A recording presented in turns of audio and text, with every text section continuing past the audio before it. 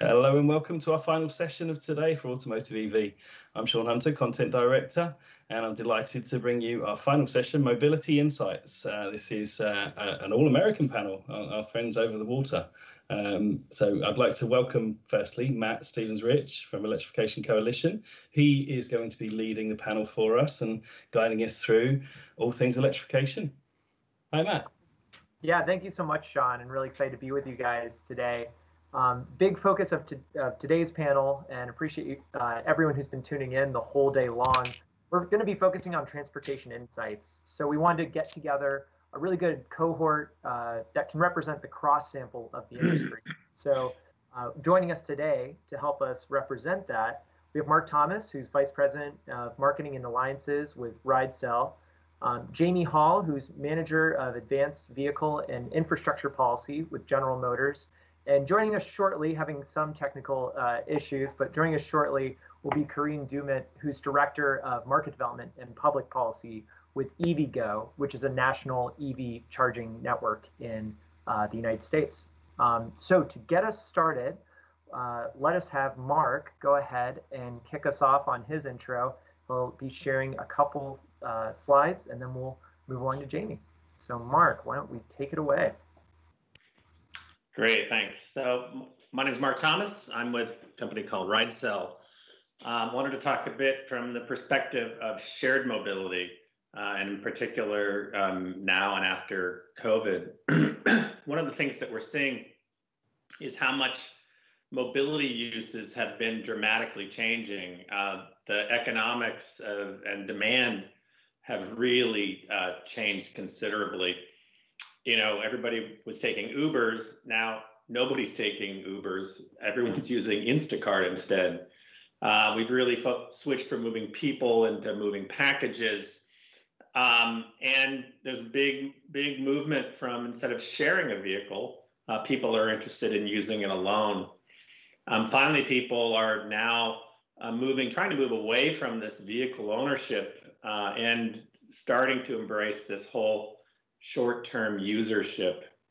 Car sharing, which has been kind of considered one of the sleepier of the shared mobility industries, is undergoing some changes as well. It's become quite popular again.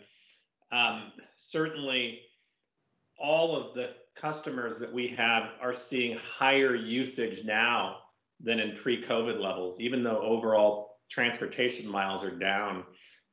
People love the idea that shared mobility doesn't have to mean using the vehicle at the same time that somebody else is in it. We're also seeing that these flexibility became really important for vendors that are in the business. Being able to start to add essential workers and let them use the services for free, and then rezoning cities so that people can park it by the hospitals to help if they're essential workers in the medical field. We're also seeing users using the vehicles a lot more and holding the cars longer. And in fact, to respond to that, a number of customers have added plans that aren't just about renting the car by the minute or by the mile. They've now let people rent it by the week, by the month, and even just set up a recurring subscription so that they can, with the convenience of downloading an app, they can essentially take possession of a $40,000 vehicle for as long as they need, with the insurance, maintenance, and in many cases parking already covered. Kind of showing that as the volatility of people's transportation demands change, being able to support multiple different business models becomes really critical, so that you're not just focusing on, say, supporting cars for Uber drivers, but being able to switch over to delivering packages when the demand shifts. Finally, I think we're seeing with the economic softening, people used to think of sharing as primarily a consumer initiative, but now governments are coming saying, hey, I can't grow my fleet, or I'm giving up some cars. How do I get more out of them? Taking these modern technologies that are keyless entry, using an app to reserve and unlock and get in, and even using an app to confirm that you have driver's credentials are all things now that governments and industrial campuses, even fleet companies that are providing company cars are now moving that technology into their business. Just a brief intro. Ridecell is a company that was founded over 10 years ago now. The name Ridecell means get a ride with your cell phone. We're 180 employees based in San Francisco, but have offices in Europe and India.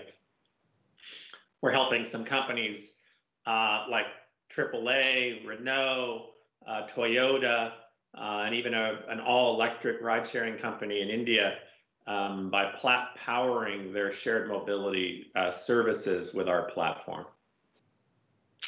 All right, thank you. Great, thank you for that. And let me actually do a screen share on Jamie's behalf, just so that we can save his bandwidth. And Jamie, why don't you take us away on the GM perspective on the vehicle side? And actually, sorry, I realized I'm a little ahead. There we go. Yeah, okay. So yeah, you can skip the intro slide. Thank you for the opportunity to be here today. So just want to start with sort of our vision of the future as a company. Our CEO has been really clear that where GM thinks we need to head is a world of zero crashes, zero emission, and zero congestion. And I'm going to spend most of my time today talking about the zero emissions piece, because that's where I work a lot, but really all these things are interrelated. And you can see a quote from Mary Barr, our CEO, there at the bottom about wanting to get everyone into an EV, and we really think we're the company that can do this. So if you go on to the next slide. I work for a vehicle company, so I need to show a few pictures of nice electric vehicles. So this is the Bolt EV. First really affordable mass market long range battery electric vehicle. If you haven't tried this before, it's surprisingly spacious. It's got enough range to meet your daily needs. This is really a great vehicle, and we're working on some updates, and we'll have a new version out of in the next year. Go on to the next slide. To really get to our zero emission vision, you know, we're not going to do this with one vehicle. We need to go a lot further. And so we as a company have been really increasing our investment in electrification. Just before, you know, all of the COVID lockdowns really started, I was lucky enough to get to go back to Detroit for what we called EV Day in early March, where we showed a lot of, you know, policymakers and investors and other stakeholders new battery technology we've been working on, new vehicles that were coming out, and sort of how we're going to take a big leap forward there with what we call the Ultium battery platform that's going to be more flexible, new chemistry, lower cost, lower weight, just, you know, help us take that step forward and provide more range and more performance at lower cost. This is the first vehicle that will feature that battery, the Cadillac Lyriq, that was recently unveiled. It's got faster charging and more range, and is just sort of more of the things that people want if we want to get to the mass market. When, you know, COVID happened, I think there were a lot of people wondering if this was going to cause major automakers to step back from these expensive new investments and kind of get back to basics. That has not happened at all. So it's been really exciting to see us sort of full speed ahead on all the new mobility and advanced technologies despite the disruptions of COVID. The actual, you know, unveiling event of this vehicle was delayed, but the product timeline is not. You go on to the next slide. This is just to show we're not alone. This slide is actually more than a year old, so it's somewhat outdated now, but I think the main takeaway here is lots more vehicles coming in all different platforms. One thing that's missing here, where there's been a lot of talk recently, is in the pickup truck side. So we're getting away from electric vehicles being smaller sedans, and you're getting more longer range vehicles in different platforms that meet needs for different people. So automakers are investing big in providing a lot of options, which I think is really important for going to the market. Next slide, I mean. The question is, though, how fast will things really go? And I think my point in showing this slide is just, as you look out to the future, estimates about how much the market will be electric vary quite a bit. And there just are a lot of unknowns here. Battery cost is a big one. A lot of questions still around consumer acceptance and what will it take to sort of make people aware of these vehicles and make them comfortable. How are we going to meet their charging needs, et cetera? So it's interesting seeing all these very well-known groups with widely ranging estimates on what the market's going to look like over the next 10 years. Next slide. And this is sort of my final slide, and then we can kind of get into more discussion. But if we want to end up at, on the more aggressive end of that last slide I just showed and really electrify this entire market, we kind of know what we need to do. But it's going to take all of us working together. As an automaker, we're working to provide longer range and improved utility across all different vehicle types so that we get people the sort of vehicles that they need. People really need this at lower cost, and that's both lower upfront costs and also operating cost savings. If you really want this to be cost competitive with the other options that are out there today, we need to provide charging infrastructure and charging solutions for people so that this is as easy or easier than a conventional vehicle option that you have today. GM and EVgo have partnered to address part of the problem here. DC fast charging really working to grow that market, and I think Carine may talk a bit more about that.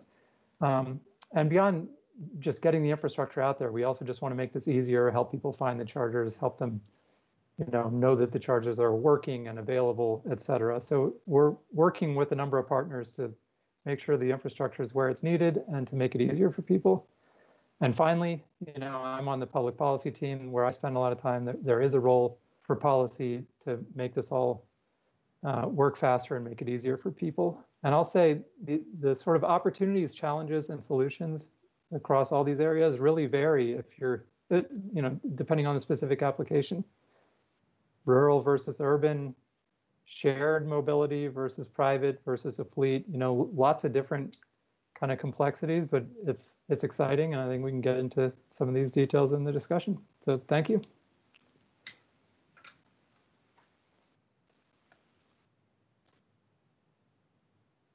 Great, thank you for that, Jamie. And Carine, glad you're able to join us despite the internet's best efforts to try to foil you. So actually, if you would like, we can go into your segment too. Welcome to have you screen share. I know you had a couple slides that you might want to share, so hand the floor over to you. Sure, thank you so much, and I appreciate your patience and everyone's patience. Technology has an interesting way of working when you need it, and sometimes it kind of surprises you. Let me see, I'm going to share my screen really quickly. Is that what, are you all able to see? Yep, coming through. Okay, let me just, give me 1 second if you don't mind.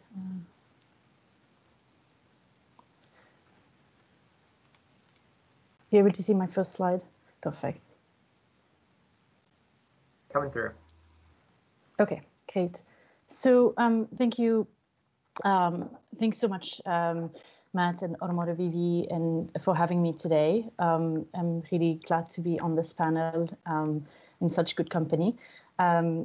I wanted to just quickly, briefly introduce EVgo and who we are and what I do at EVgo. We're the nation's largest public fast charging network in the country, with more than 800 locations across 34 states. We site, develop, construct, deploy, own, and operate and maintain public fast charging stations so that any driver can use them. We operate under the owner-operator model, which means there's a sustained alignment with the driver's interest in maximizing reliability and convenience of charging. And that's why we pride ourselves with the 98% uptime that we have, which is industry leading. EVgo chargers charge all types of vehicles, from Nissan Leafs to BMW to Bolts to Tesla Model S, X, and 3 with a CHAdeMO adapter. We partner with retail hosts, hotels, shopping center, gas stations, parking lot operators, what have you, to make it easier to fast charge where you live, work, and play, so that really fast charging is, so that we're providing a reliable, a fast charging experience for both personal use drivers as well as drivers in fleet and rideshare applications. And we're really committed to doing our part to accelerate the transition to clean electrifications nationwide. One of the key stats that I wanted to share on this slide, actually, that I thought would be interesting to point out is that annually we've had 75 million miles traveled by EVs on our network, and about a third of that has come from fleets.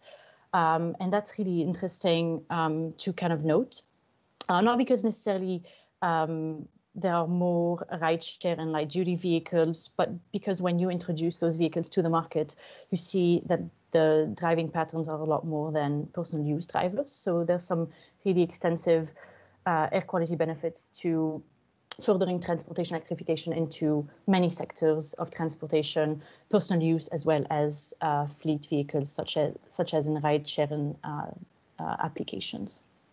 A little bit about the history of our company. We've been around for about 10 years, and we've seen some really interesting transformation. Jamie just mentioned most recently, we've had a partnership, we've announced a partnership with GM where we are committing to triple the network of our fast chargers across 40 metropolitan areas. I mean, we're really, really excited about that to continue to make sure that an even greater number of EV drivers have access to quick, fast, and reliable fast charging. We have one of the things that I would note that in the last 3 to 4 years, we've really seen also an increase in terms of rideshare and car share on our network. And I'll talk a little bit about that and how DCFC really is an enabler to fleet electrification. And I think we pride ourselves of being the first network to contract for 100% renewable energy. So doing our part on the transportation electrification side. In the early stages of EV infrastructure deployment, DCFC or DC fast charging, and I think most folks on this panel are familiar with the different types of charging. I'm going to focus more on the DC fast charging segment. And in the early stages, I think there was a view, or DC fast charging was viewed as purely a solution to assuage the range anxieties of single-family homeowners, especially on trips in between cities and traveling across the country. But I think one of the things that we have seen, and as a result of that, we've seen a lot of deployment around high-traffic transit corridors in service plazas and rest areas along interstates. But one of the things that we have just seen sort of develop and evolve over time, over our last years of experience that we've had developing this network, is that we've seen DC fast charging play a critical role in more dense urban and suburban areas where not every home has access to a dedicated parking, dedicated charging, or a dedicated driveway or attached garage. And so in many cases, we're seeing that increased reliance on DC fast charging from drivers who live in apartments or multi-unit dwellings, or who may not have access to home charging. And as the International Council on Clean Transportation has has shown in a recent report that about 50 to 80% of apartment dwellers with battery electric vehicles are relying solely on public charging. And that's why citing DC fast charging in community locations around existing amenities like retail, like grocery, like grocery shops, like restaurants, is helpful in allowing for charging to really be integrated into everyday activities. So fast charging is critical to serve residents of multi-unit dwellings, apartment buildings in more urban locations, but at the same time, it's also critical to supporting light-duty fleet electrification. And because DC fast charging, because light-duty fleet vehicles drive on average 3 to 7 times more than a personal use drivers, they need access to quick and fast charging so that they can get back on the road quickly, and so that time that they spend charging aligns with breaks for food, rest, or restroom. And so that it's important to intelligently site those chargers in location that will serve those drivers' needs. And EVgo has actively partnered with Lyft, Uber, AAA Gig, and other car share and ride share companies to, again, be able to provide for those charging needs. I'm going to stop here and perhaps leave some of the other remarks for Q&A. But yeah, that's kind of in a nutshell what I wanted to share today about EVgo. And we're very excited about our work in continuing to deploy a bigger network and build ahead of that demand to serve a variety of EV drivers' needs. Great. Thank you so much, Carine, for that. Really helps and across all the presentations. Thank you guys for just really helping paint a landscape. As if a global pandemic wasn't enough, upheaval in the market. Tesla Battery Day was only 2 days ago. California, here in the United States, made some groundbreaking announcement around electrification, targeting 2035. It's not selling any more gasoline vehicles as new vehicles. A lot is going on in the market. And I wanted to actually really segue that into our first question. Before I get there, though, if you do have any questions, we will be taking questions from the group. So please feel free to drop that in the comment box, and we'll have that forwarded along. But to get us started, as folks are entering those questions, there's definitely a common theme of geographic divides, be it rural versus urban, even across different countries, and also even state lines of what we're seeing. I'll field that question to Mark, actually, in that case, and ask the rest of the group to also chime in. Mark, in terms of those key trends, what are some of the biggest differences you're seeing, be it across some of the different project areas that Ridecell operates in? Interested in any first pass thoughts on that divides of geography. And actually, Carine, also, if you wouldn't mind stopping screen share, that way we can all see each other. No worries. But Mark, if you wouldn't mind kicking us off. I thought I did. I'm sorry about that. No worries. No worries. It's interesting. We all come from very different places, yet listening to the presentations, seeing James talk about the Bolt, one of our largest fleets, has electrified and standardized on the Bolt in Sacramento, California. They've got hundreds of them as shared mobility, and then Carine with EVgo supporting these like GM's Maven. And so we're all approaching it from a different angle. Just the thing that for us, shared mobility cuts the Gordian knot of EV adoption, because we're talking about how do we let people have personal vehicle ownership. Well, the apartment dwellers don't have anywhere to charge, and they have street parking, and they can't rely upon it, or there's a number of reasons that some of the consumers are struggling. It turns out that in shared fleets, it's just the opposite. The electric vehicles are the least expensive vehicles to put in a shared fleet. And that's, so what I'm most excited about is range, because range correlates to cost. I've been in the business for 5 years now. And back when people were using smart cars with, all electric smart cars with 70-mile ranges, or BMW had their i3s and they could go like 95. Those cars were 3 times more expensive to have in a shared network because they were always out of battery. So you're always sending somebody there, moving them to the depot. Once we've hit this 250-mile range, that's when the fact that the per mile costs of EV for maintenance is about 25% of the cost of an ICE engine and an ICE vehicle. So the costs to run these cars are so much less for our fleet owners. And for instance, Renault has a fleet of almost 1,000 Renault Zoes in Europe that we're powering, Madrid and Paris. And they found that they were having to take the vehicles back to a depot so that they could be cleaned, the tire pressure checked, add some fluids, and they would also then charge them at these depots.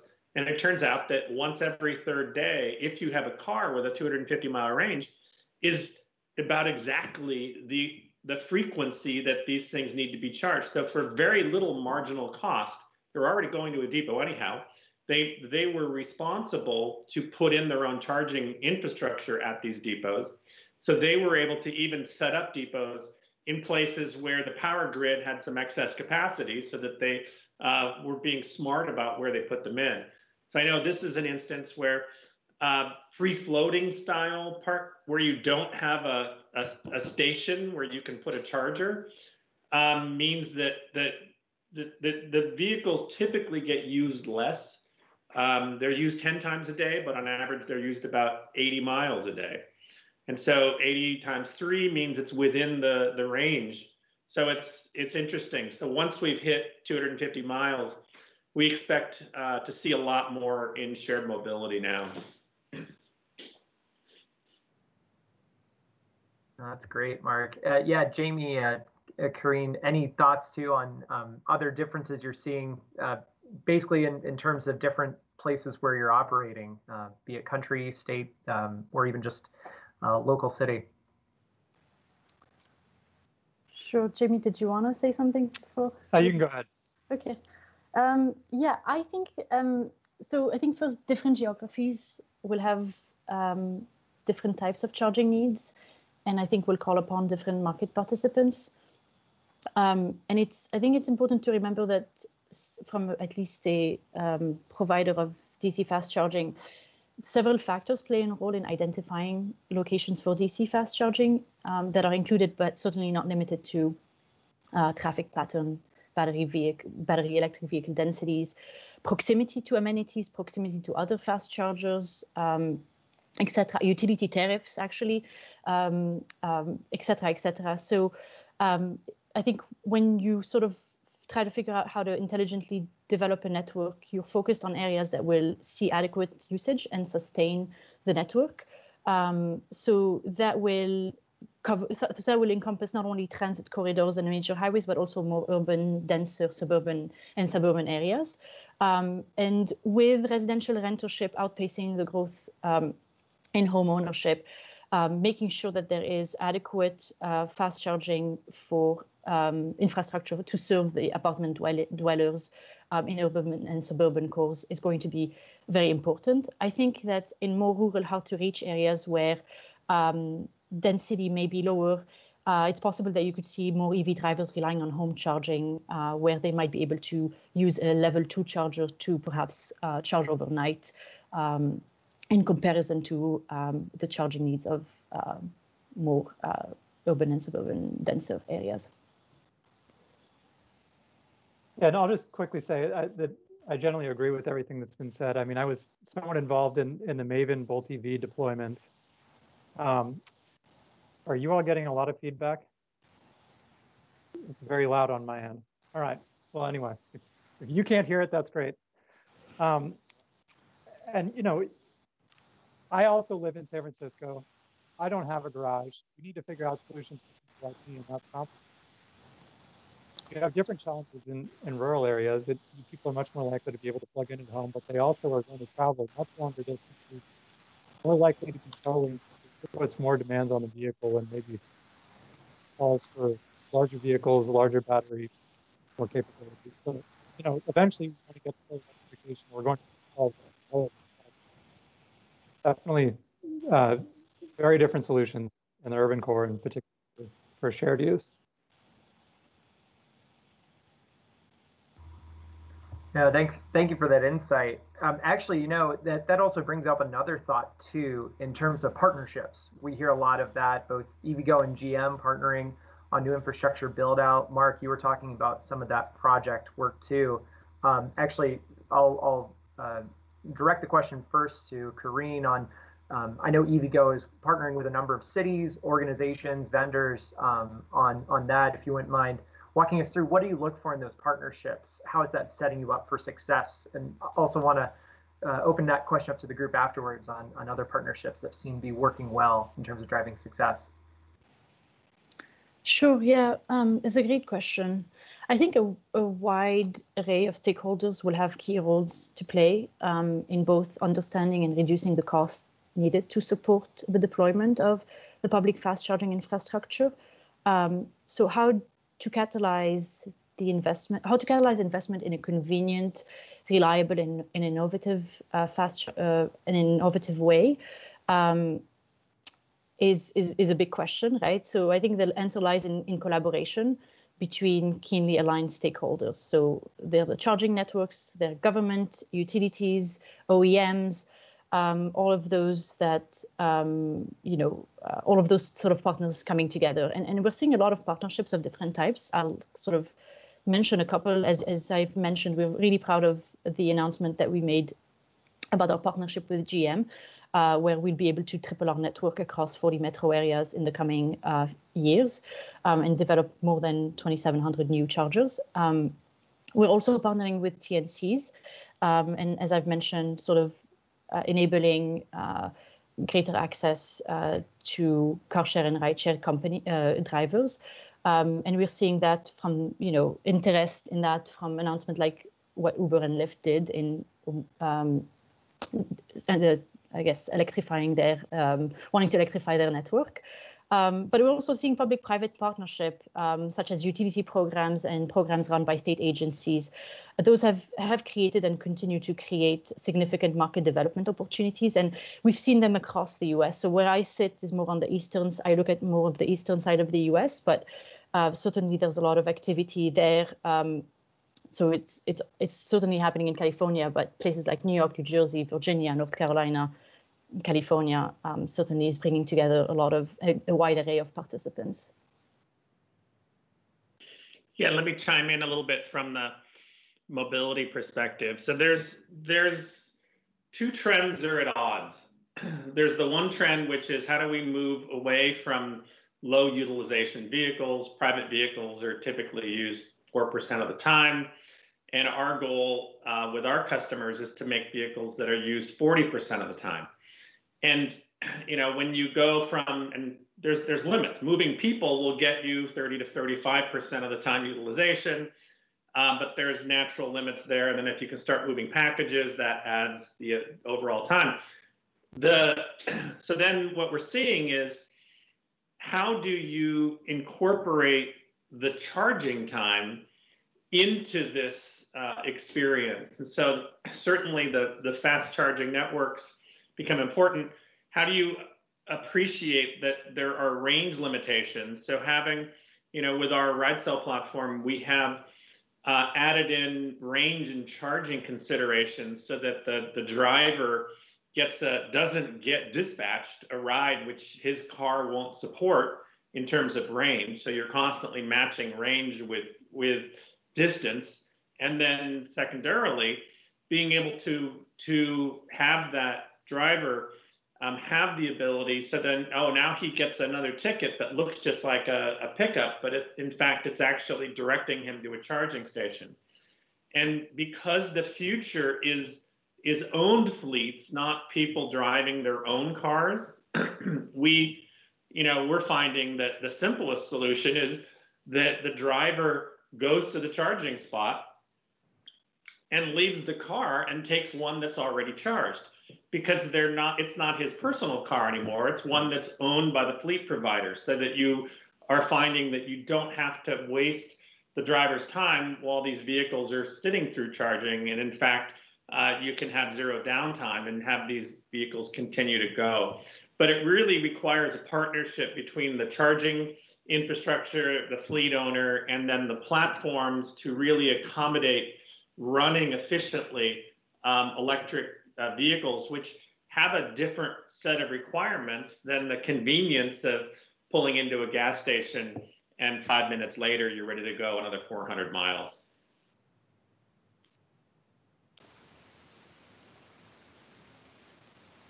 And for us, I mean, partnerships are essential to getting to the new mobility future and sort of zero emission future that we're all trying to create, because I don't think anyone has the resources to do this on their own. We've got, a joint venture with LG Chem on the battery side. We're partnered with multiple other automakers to commercialize and get to scale on vehicle technologies. We've got the partnership with EVgo. We have a partnership with a company called Qmerit, sort of makes the home and EV charger installation process easier.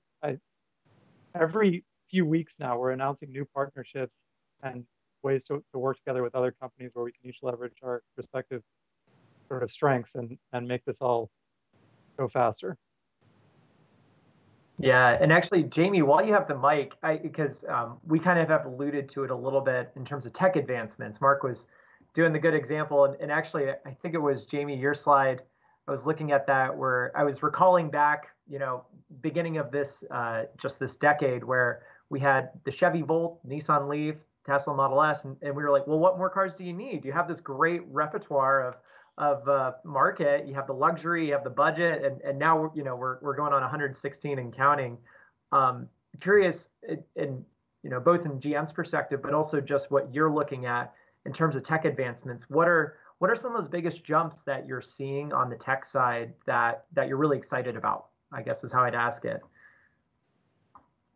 I mean, for electrification, really the battery is the key. And I think that we're continuing to come down the battery cost curve and, change the chemistries a bit, find a way to make this both more sustainable, more predictable in terms of pricing and just greater energy density and whatnot. And so the whole electrification puzzle doesn't work if we don't continue to make big advances on the battery front. But I also think it's cool, all of these other sort of tangential technological advances that we're seeing, everything that's happening in the shared mobility space. I agree, it's really an exciting way to get EVs out there. We see real synergies between automation and electrification.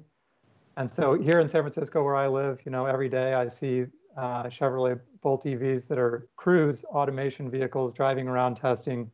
We think all autonomous vehicles must be electric. And so it's exciting to see sort of those synergies.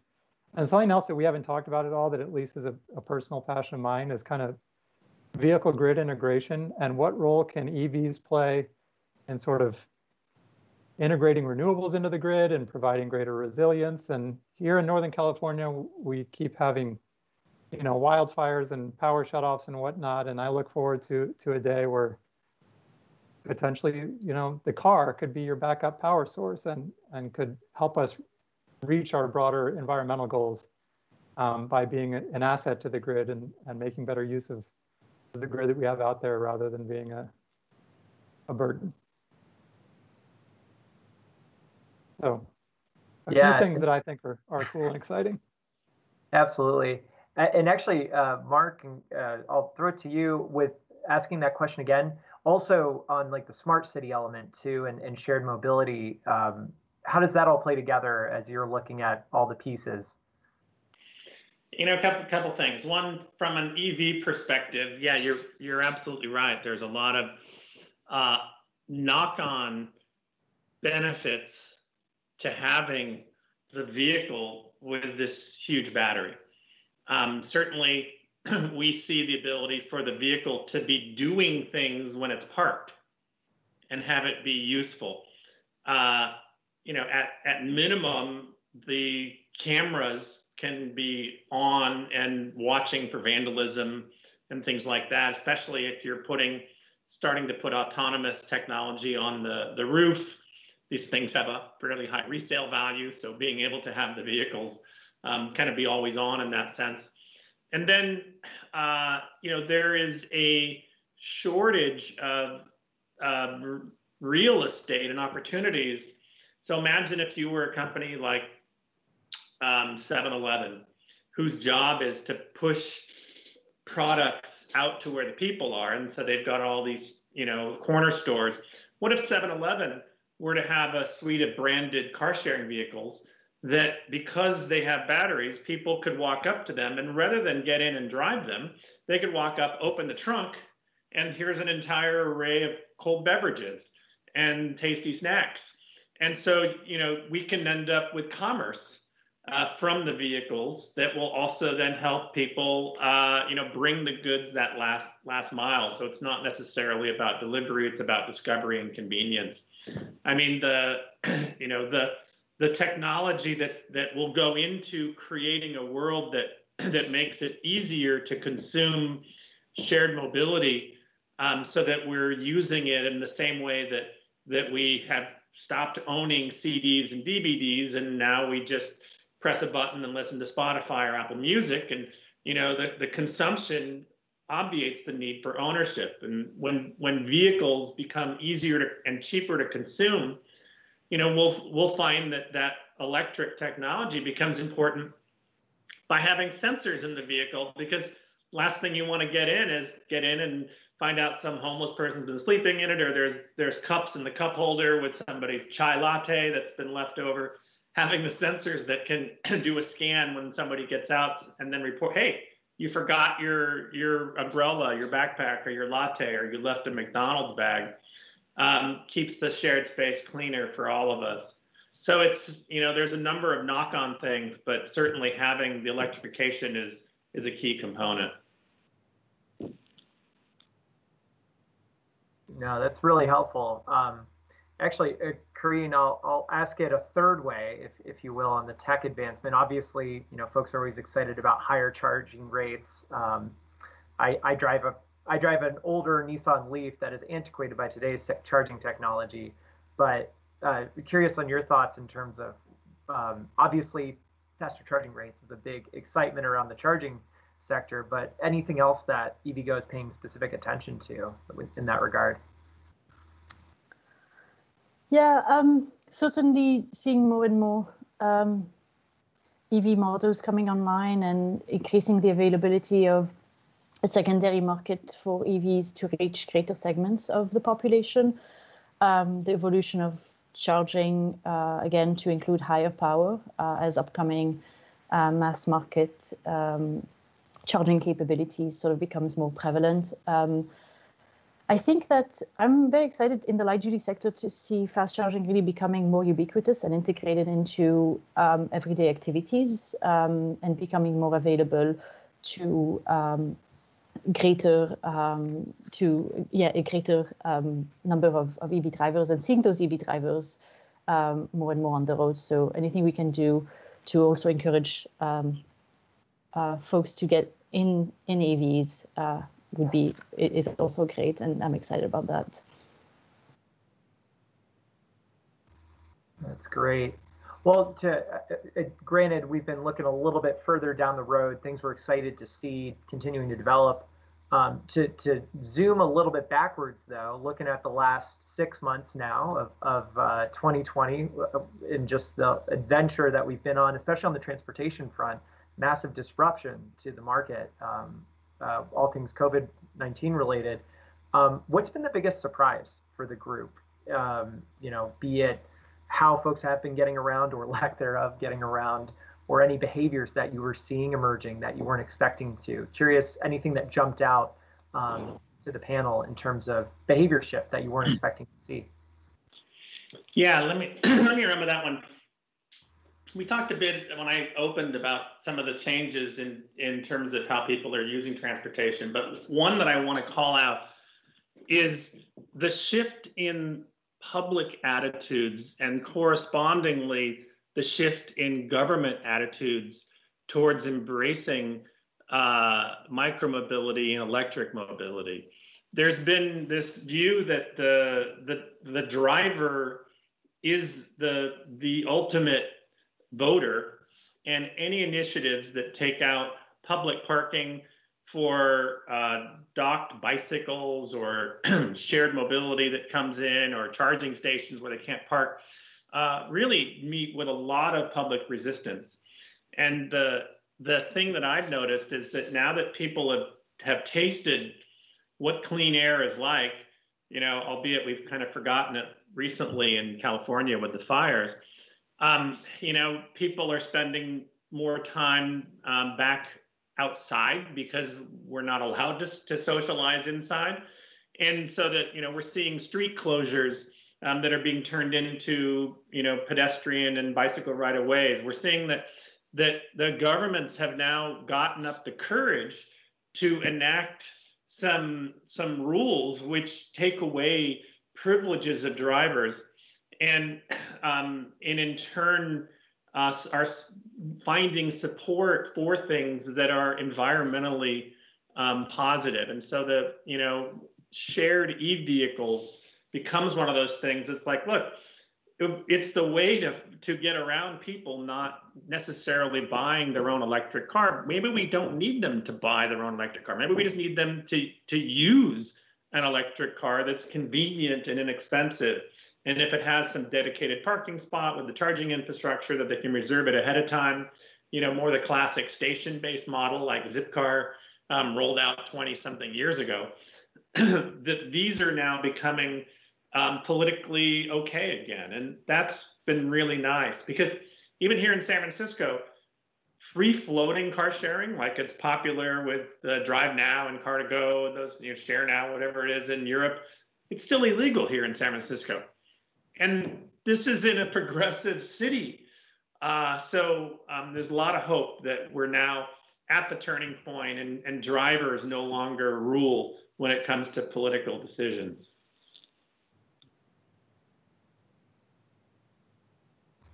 Jamie, Carine, any surprises that jump out to you guys? I'd say I've noticed a lot of the same things, and I'm just I don't know that they're all that surprising, but I guess it'll be interesting to see what sticks. I mean, in San Francisco, there are now a lot of parklets and whatnot in what used to be parking spaces, and I think people are starting to really enjoy those, and now maybe they have kind of a constituency that wants to keep them around. And there are a lot of streets that have been largely blocked off to car traffic, except for very local traffic on that block, and that's made it easier to feel safe biking, because we don't have protected bike lanes here. And then this event being virtual, the degree to which we're realizing that you can do a lot of this work remotely, and you can even have remote conferences. I don't see all of this sticking, but you just wonder what happens with work-related travel in the future. And I don't know that we ever get back to the levels that we were at. But I do wonder on things like shared mobility. And I used to be a frequent user of shared Lyft and Uber rides. It may take a while before people want to go there again. So some of this, I think, will reduce vehicle miles traveled and will sort of lessen congestion. Yeah. On the other hand, it's going to be more individual people driving because they don't want to get on the bus and they don't want to get in a shared vehicle. It'll be interesting to see what happens. There's two kinds of shared mobility. There's the kind where you share the vehicle at the same time, and then there's the kind where the vehicle is shared, but you use it individually, like bike share, scooter share. So we're seeing micromobility is actually taking a big hit. I mean, a boost in usership too, because now there's fewer cars. It seems safer. I'm a huge convert to the e-bike world. That's my secret weapon. I can go anywhere. It slays the hills in San Francisco. I'm actually getting exercise. I don't need a gym membership. So yeah, maybe these micromobility might also, because of electrification of micromobility, it truly turns this into transportation as opposed to recreation or exercise.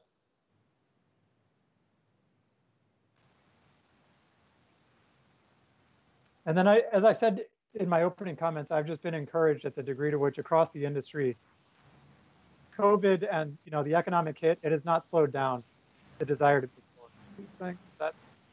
That's great to see investment continuing to pour into this. Yeah, Carine, anything to add? I see you're off mute.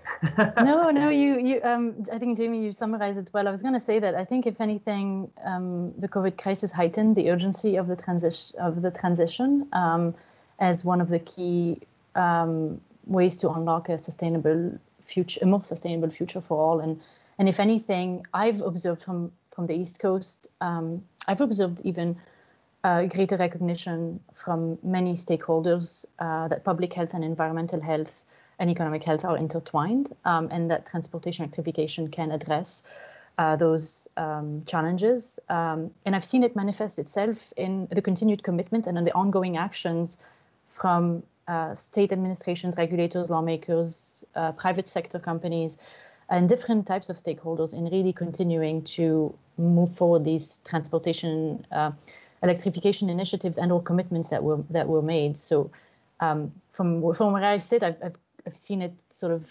I've seen sort of the effort being redoubled. And one other thing that again is not surprising, but that we haven't really touched on at all, is the rapid increase in e-commerce and delivery. And so medium and heavy duty electrification, I think, will be really interesting, as even people who are sort of holdouts, everyone is buying everything online now. And the number of vans I'm seeing in my neighborhood has increased exponentially. So I imagine there will be a lot of interesting developments in that medium and heavy duty. Yeah, I think, and I actually, in that fun moment of, it was genuinely one of the first in-person events I've gotten to attend since quarantine and COVID set in, March, April here in the States. Lordstown Motors has been on a national tour with their endurance pickup truck. I actually got to meet with the team yesterday. They were here in town. I'm based in Columbus, Ohio. So likewise, talking to them about any setbacks they were seeing in the market, and it's been quite the opposite. They have a lot of letters of intent rolling in. The GM LG Chem plant that's actually co-located in Lordstown is continuing forward. So it is exciting to see the market still marching on. And even in Europe, we do see advanced sales of EVs relative to internal combustion, which is always encouraging to see, and a validator and a silver lining, I guess, personally, just in these times where we're trying to figure out what's what, and it's always exciting to see that in the market. But as we close on the last 5 minutes of this panel, I definitely wanted to leave some time, just a final observation or a next step to the panel. I'll ask it as, what's something that you're paying keen attention to, be it professionally or even just as you're watching the market? What's something you're paying attention to that you think those tuning in need to be sure they're tracking as well? We've heard a lot of different topics: shared mobility, e-commerce, fleet electrification, medium duty electrification. The list goes on. But what's one thing that you'd encourage folks to be sure they're continuing to pay attention to? Yeah, this is a massive ecosystem to make this change happen. And we've talked about all the different players, governments, OEMs, charging providers, mobility platforms, drivers. And then there's all the people we didn't talk about, insurance. This is a data ecosystem. And so for this to appropriately scale, we have to have some much better data interchange. I mean, for efficiency with charging, having all the data that not only lets us poll and see when there's availability, but what's the cost, so that we can do low cost, and then being able not just to consume information, but to then send information, make those reservations, and have them be seamless. So it's not just about hard coding into EVgo, but really there has to be co-opetition and collaboration, so that we have the ability to integrate with, seamlessly with all the charging networks, and understand how the cities are approaching their data standards and interchanges. Because, then with the privacy, this really is a juggernaut, that if we end up being too tightly constrained by what we can and can't share, or their standards that are at the city level, or then it becomes very, very difficult for people to expand in an efficient way. So I would just say that the thing to watch and really think about is, how do we have a data ecosystem that lets this all work well together?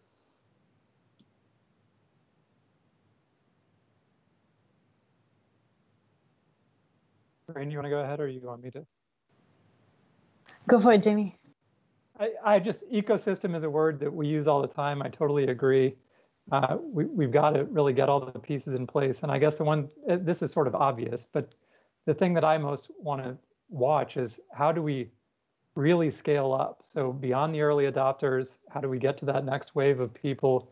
And how do we get beyond fleets that are piloting electrification at a small level and fully transition, a whole freight facility or something like that? I just think that it's easy enough to dabble and to deal with sort of early adopters who are willing to accept some compromises and willing to learn as they go, but to really take that sort of quantum leap forward and scale up, it's going to be interesting and exciting. And I think we're going to all have to watch closely and see what works and what doesn't, because there's going to be some bumps along the way. Yeah, I don't know that I have much more to add. I think both Mark and Jamie have said, I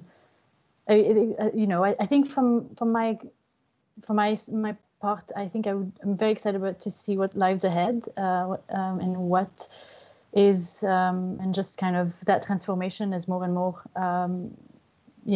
people see more charging and it becomes a seamless experience, really. I think ultimately at the center of this is the customer experience and making that transition into EV, and that's going to require a multi-pronged approach.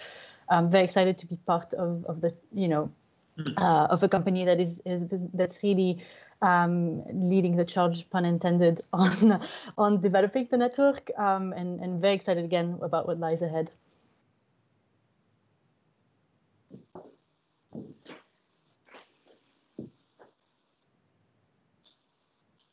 We may have lost Matt. Either that or he's deep in thought. Thank you all very much. Really comprehensive look at infrastructure systems, initiatives, new ideologies that people are adopting. So there's a lot of food for thought there for us all, I think. So thank you very much for your insight there for all of you. We do seem to definitely have lost Matt. I'd like to thank Carine Dumit. I'd like to thank Jamie, and I'd like to thank Mark. And a special thank you to Matt, wherever he may be, for running this panel. And thank you very much. We'll be back with you again tomorrow. For today, that's us out. Thank you. Thanks. Bye. Bye.